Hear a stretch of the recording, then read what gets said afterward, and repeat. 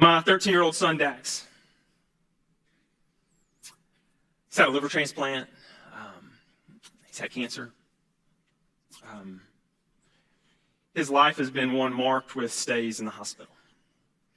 When we brought him home when he was 4 months old, he was sick. He was really sick. And man, we walked that road. 2 months before his third birthday, one night, fever spiked, and it just kept going up, and we couldn't get it to go down. So we had to take him into the hospital, and we ended up, we were in there a couple of days, and we knew when we adopted Dax that a liver transplant was going to be in the future. And so on this stay, for the first time, we were kind of introduced to the GI team at Le Bonheur, and we were introduced to the transplant team, and we began to learn about the process, and the fever broke, and he was doing well, and so they were actually sending us home, and I'm not even sure we were being listed at that point for a liver, but they knew we were approaching that. And so we were waiting to be sent home. And if you've ever been in the hospital, I don't know why it takes them like 2 to 3 hours. They come in and say, hey, you're healthy, we're going to send you home. And then 3 hours later, they come to get you. And this is kind of where we were on that day. We were waiting. And I think I was watching TV in the room. Dax is laying in his bed. And all of a sudden, Dax just began to squirm. And he was just uncomfortable. And Dax had lost a lot of his hearing, and so he wasn't real verbal at this point, but I could tell he wanted Daddy to hold him. And so I am holding Dax, and he just started grabbing at my shirt. He couldn't get comfortable. And through this almost, 2.5 years that we had Dax, the GI team had always told us, hey, you'll know when you're about to be listed on the transplant list. You'll know when Dax's liver is failing for good. And they always said, you'll know. And I was like, what do you mean we'll know? You'll know. And finally, one doctor at one point said, you'll know, because he'll probably start throwing up blood. And so here's my son, uncomfortable, grabbing onto me. And all of a sudden, I knew, because I was covered in blood. And I remember just hitting the nurse's button and saying, my son threw up blood.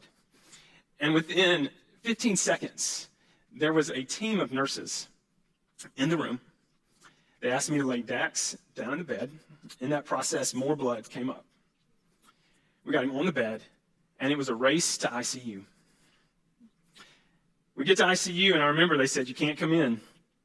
And I said, I'm coming in. I'm not leaving my son. At that point, this is the old Le Bonheur. And the only way I can describe ICU at Le Bonheur in the old days, it was like Sonic. Beds would just roll into a parking space.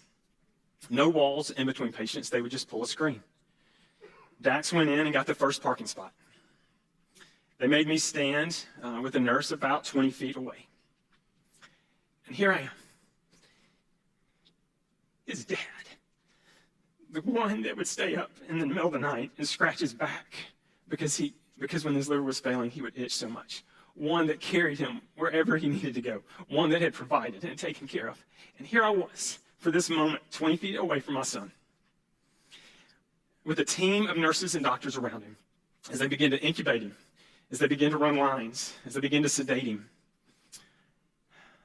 And there was nothing that I could do. I was helpless.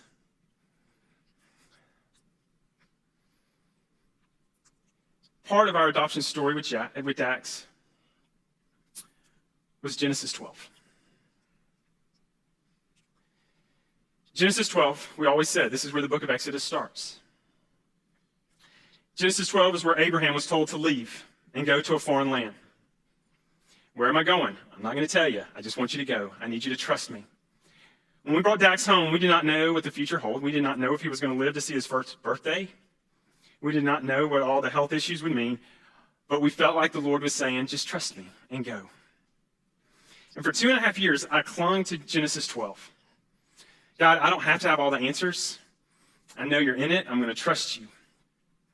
But what that day in the ICU, as I sat and looked at my son, and I was helpless, and there was nothing I could do, is that there's more to Abraham's story than Genesis 12.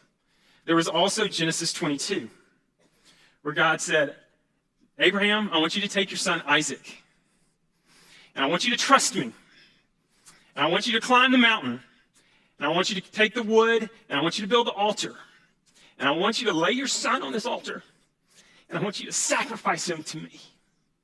And Abraham made that journey, and he got there, and God, at the last minute, would deliver the ram. And it was in the ICU at Le Bonheur that God made Genesis 22 come alive to me, because I just felt the Lord saying, Mark, you're going to have to trust me. You're going to have to trust me with today with your son. You're going to have to trust me tomorrow with your son. You're going to have to trust me next month, next year. You're going to have to trust me. The greatest gift that God has given me through Dax is I don't know what tomorrow holds, which is really how all of us should live our life. We don't know what tomorrow holds. And God is simply saying, I need you to trust me. I think the hardest thing that we have as Americans is that we are too self-sufficient. How many of you this morning woke up, put your feet on the ground, and said, God, I trust you with today? How many of you walked into the kitchen and said, Lord, I trust you with what I'm going to have for breakfast?